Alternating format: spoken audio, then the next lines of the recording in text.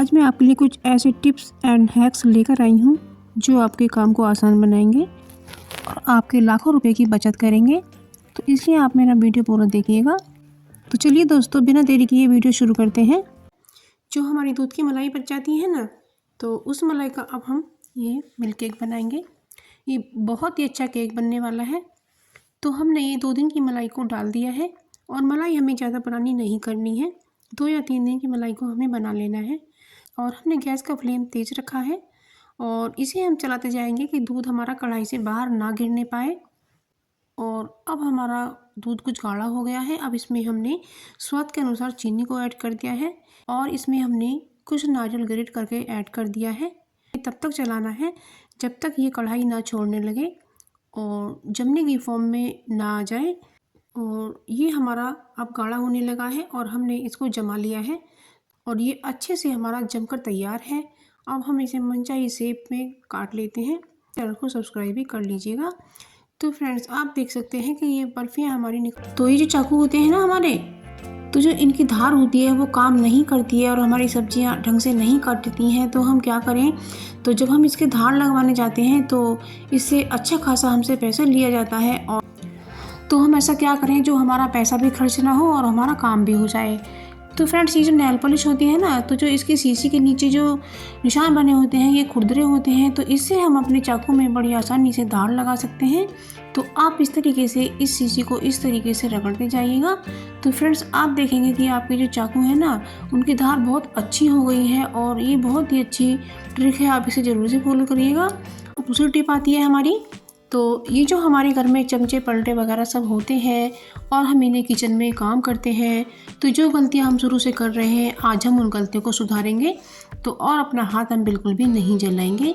तो जब हम क्या करते हैं, किचन में किसी और काम में लग जाते हैं और अपनी पौनिया हो या कलछी कढ़ाई में या सब्जी में डाल देते हैं, तो वो हमारी क्या होती है, गर्म हो जाती है और हम उसे अचानक से छू लेते हैं और हमारा हाथ जल जाता है।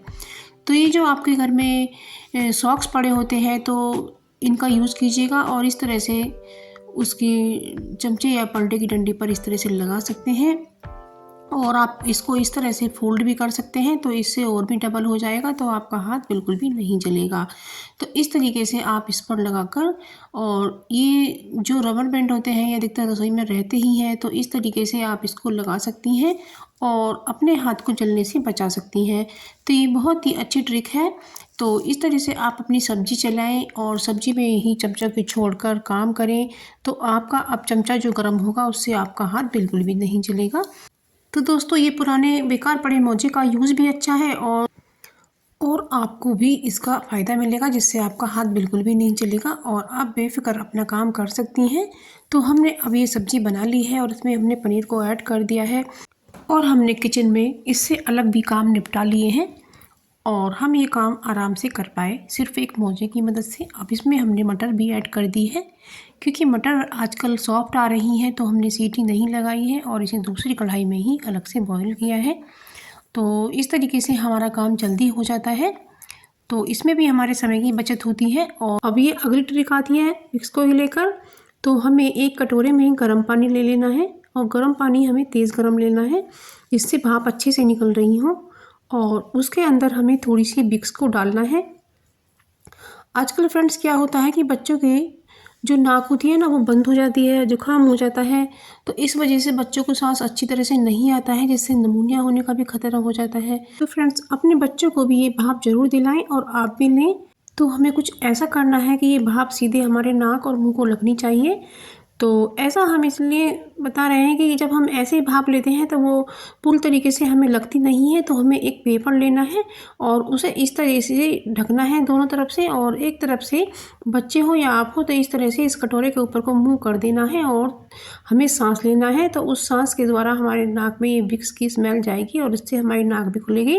तो मिलते